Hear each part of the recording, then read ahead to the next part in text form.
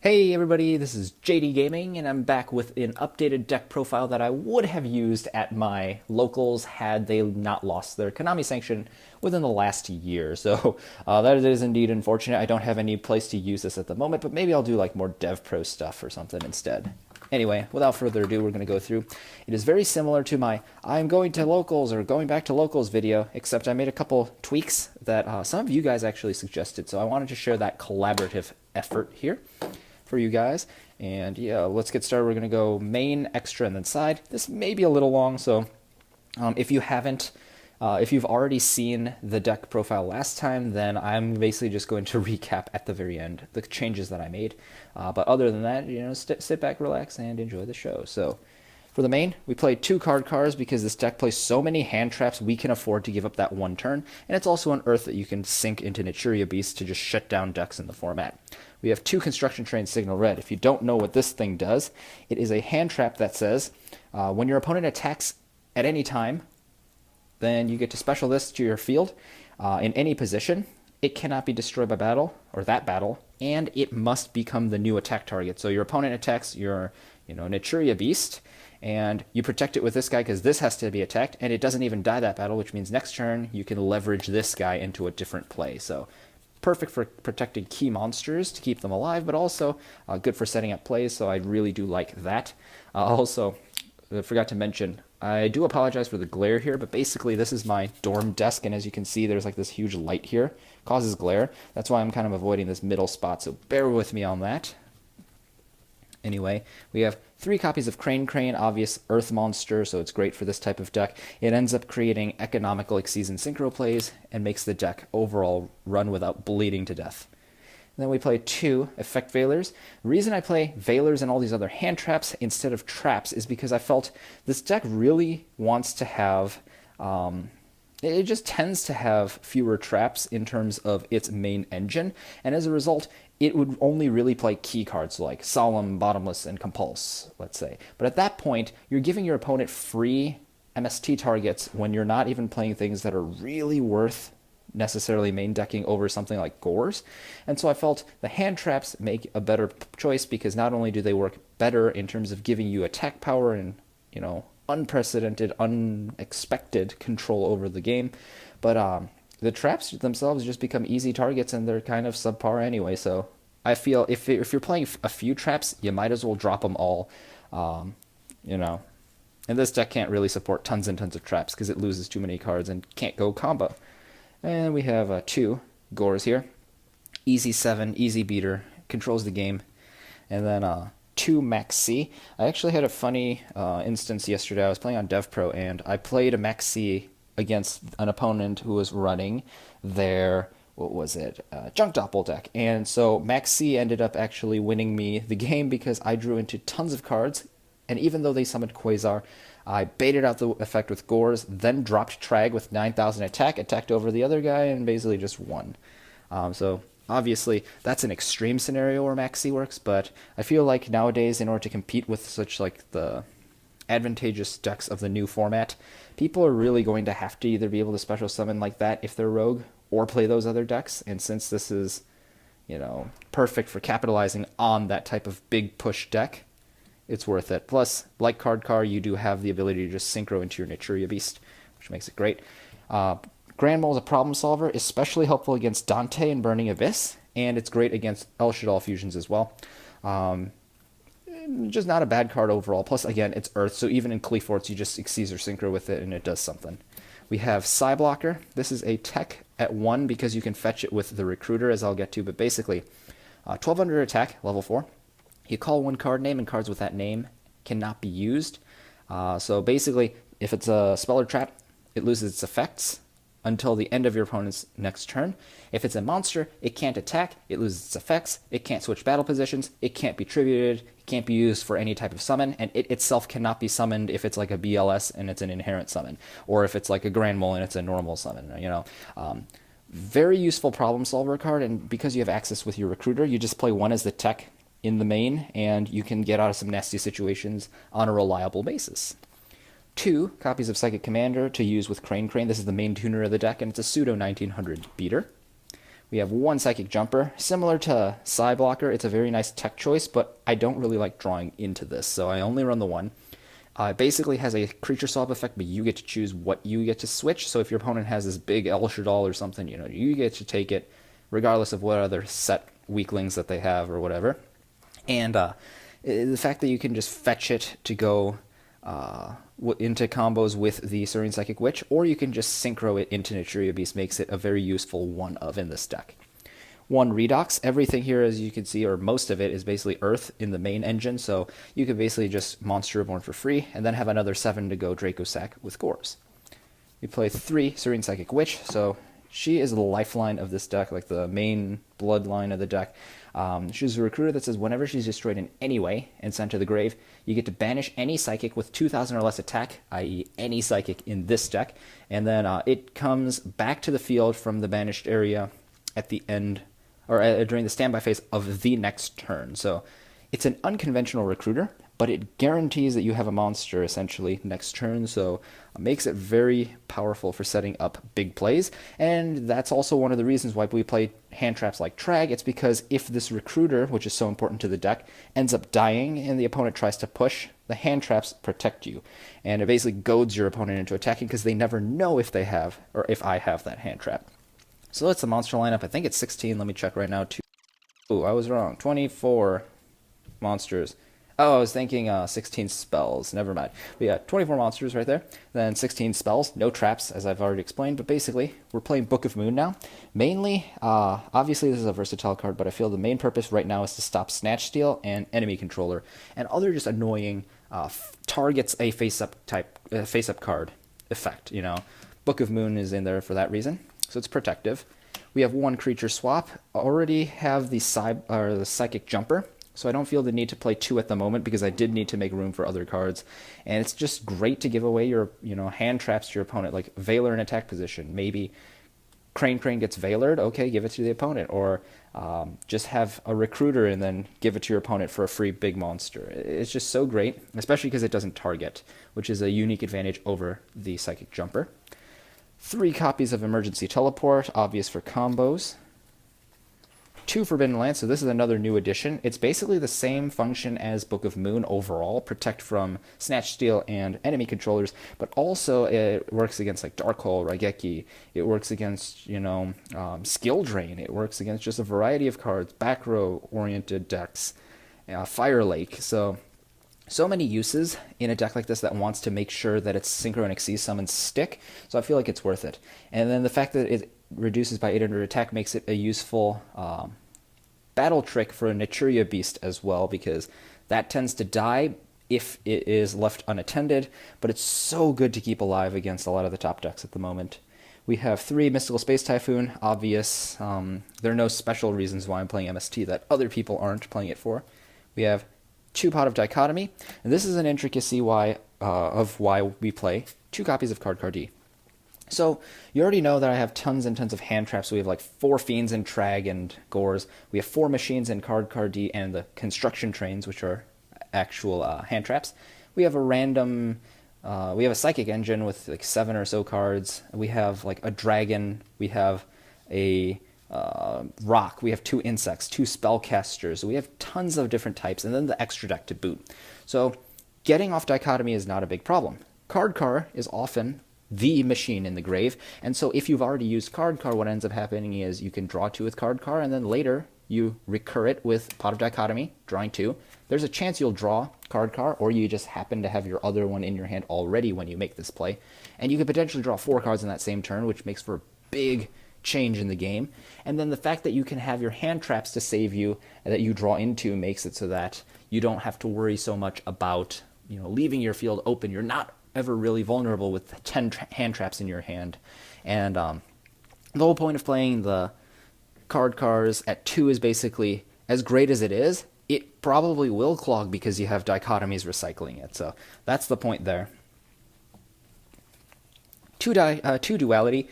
So I had been playing 3 before, and some of you guys suggested to remove Duality. You didn't really say what to put in, but I do agree that Duality was the best choice to remove, mainly because my argument for playing it was I have recruiters and hand traps and all this stuff that I can easily basically have safe landing points in this deck. So I would, not really be too horrified if I had to not special summon for a turn. Except for the fact that it definitely does slow the deck down slightly in the sense that the opponent would then get an extra turn. Yes, I can answer them with a hand trap, but that might not necessarily be optimal. So to cut out instances where I'd accumulate multiple dualities from drawing tons of cards and not wanting to play it, for instance, I felt let's play 2 and then it'll be useful more of the time. I personally never have a problem with duality, but that might mean maybe I'm playing duality too often when I don't need to. So I felt let's just cut that down to 2 and see how it goes. And then if the environment I end up playing a lot in allows for the third duality, then I might consider it. But did need the space for the Lances and the Book of Moon. And finally, for the main, we have a Raigeki and Soul Charge to round out the deck. It just allows for insane combos to go off when you get a ton of free monsters on board with Soul Charge. You can easily get like Beast Barkion together, for instance, or Leo and Anganier to protect stuff. So there's that. And then Raigeki, of course, is just general removal card for this type of deck, so why not? And it's nicely abusable with Gores as well, because you punish your opponent for overextending. And now, extra deck. 1 Armades, decent problem solver, great against hand traps that I hate, because I just hate Honests and all the Bujin hand traps, and, well, I guess Crane, But I hate Honest and all that stuff. I hate Kallet, and, you could stop the Fire Hands, any other recruiter that's normal, Necrogardnas, or at least bait those out. I'm not exactly sure how it interacts with Necrogardna, but, does something at least. Very useful card all around, so I felt it's worth playing as the 5. Naturia Beast single-handedly wins some games, so why not? And then this deck does a decent job at protecting him as well. We have Naturia Barkion, easy access off Crane, even more so than Naturia Beast. Goyo for his 28 attack, and then his ability, if it works, is at least a +2. Sometimes you can do something with that +2. You could at least attack your opponent directly with their monster or something, so, just great monster you can go into with Crane. 1 Black Rose Dragon. One thing I really love doing is when the opponent overcommits and they have Vanity's Emptiness or something to protect them, I will go Psyblocker, call the Vanity's Emptiness or whatever is in my way. Maybe if it's a Solemn Warning that I suspect is face down. And because he's a level 4, you call that effect, nullify it, in one of the many ways, either through Recruiter or through Teleport, bring out Psychic Commander, Tuner, 3+4 is 7. Clear your opponent's overextension when they thought they were safe. And then with the hand traps in this deck, like Gores and Trag, you're basically going to end up protecting yourself so that you're not completely vulnerable. And overall, amazing card in this deck. 1 Mistworm. So this is a new addition, but basically the idea is that with the Recruiters keeping your monsters on board, Crane getting you 2 monsters for free, Construction Train oftentimes surviving till the next turn. There are just so many ways you can turn a normal level 6 synchro play or rank 3 play into a Mistworm. And there are many times, so it's accessible. And so it's just a matter of, is it actually worth playing? And I feel like its effect is at least decent, to say the least. You get to bounce back multiple Xyz monsters, including Dante, or bounce away the Shadal fusions, bounce away set monsters that are in the way, push for game. So many powerful uses for Mistworm. So yes, it's not the best card in the world, but this deck has the ability to kind of mitigate the cost by keeping floaters, so I felt it would be best to at least give him a chance. So there's Mistworm. Leo, you bring him out with any of the 7s and the Psychic Commander at 3, and he's just too hard to take down. You have Ghost Trick Alucard to kill sets. You have Mech-equipped Anganier, so this thing protects one of your key monsters by switching it to defense. Makes it impervious to destruction for the entire turn, which makes it really good with cards like Alucard that get an extra effect if they stay on the field for a longer time, or something like Naturia Beast that just wrecks the opponent by being there. We have Acid Golem, which is very nicely abused with Creature Swap and then just serves as extra reach for attack power. Nightmare Shark is basically the rank 3 counterpart to number 82, Heartland Draco, so this thing can attack directly, and if you keep him alive with Construction Train or Anganier or something, you can do 4,000 damage, and that starts meaning a lot. We have Triage Levia, so this thing was overlooked in Premium Gold, but basically he's a rank 3 that needs 3 monsters. Anything he kills in battle is banished, so he has 1800 attack, so he can kill like most recruiters and necrogardenas and stuff like that, so that's decent. But then he has an ability that basically says detach material during either turn to target a monster on the field, negate its abilities, and reduce its attack by 800 points, so it basically effect failures and forbidden lances something during either turn, and banishes if it kills, so it's like, this is amazing. Like, this is a damage step trick. This is, if it fights on its own, it is a 2600 pseudo 2600 attacker. All around amazing card. Costly like Mistworm, but at least it's that option. And again, you can easily keep a floater on board in order to bring this guy out. And then for the last rank 3, Wind Up Zen Mines for its versatility, both offensively and defensively. Downward Magician, I don't have any spellcasters, but obviously so many rank 3s are in this deck that I can bring this out. Whole point of Downward is basically consolidate a plus. So you go Alucard, pop a card, attack directly or kill a monster, you plussed, turn it into a stronger monster that can't be taken down, so it stabilizes your position in the game by making your monster less vulnerable once you've gotten some use out of it, and then our piercing damage threatens the opponent into having to attack as well, and then you can manipulate them with your battle tricks. So that's the point of Downward Magician. And then finally, Draco Sack is the last card in the extra deck, basically because if you have Gores and Redox, you can easily go for him. But even better is if you have Redox in your grave and you drop a Trag late game, so you have, like 2 cards in your hand, let's say. Trag's not very useful until you happen to take your Redox in the grave, have your Trag copy the level of Redox, so it becomes a 7, revive the Redox, and all of a sudden you have 2 7s out of weaklings that you can turn into a Draco Sack, and you have built-in protection, free removal, and a 26 body out of scraps. So that's one of the big reasons to play Draco Sack in this deck. It's just too easy to accumulate 2 7s, especially when Trag might not be a useful 7 late game. So whole point is to get a little more utility out of that, and I just felt that Mega Phantom Beast Draco Sack would be the best single standalone rank 7 because of that offensive and defensive capability. And finally, for the extra deck, their side deck that I would have used in the tournament, had there been one, no changes here, but basically 3 Flying Sea, stops Satellar Knights and Burning Abyss, and essentially what this does is, since it's a level 3 Earth, even if it gets enemy controlled or something off the board, hits my grave, I can Crane it back, negate its abilities with Crane, and then go for an Xyz summon on my own, so still has synergy with the deck, and that's why I really like it, as opposed to other options to stop Xyz summons. Like Stygian Dirge, for instance. Like, you can't really get extra mileage out of a card like Stygian Dirge. Flying Sea, you get that extra utility. We have Creature Swap here. This is a second one just to make, Acid Golem a little more consistent, or maybe even just go and steal my opponent's Vanity's Fiends or Majesty's Fiends that they may throw in counter to my deck. So this is like a counter side. Similarly, Snatch Steal, so that I have like a set of 3 monster swappers.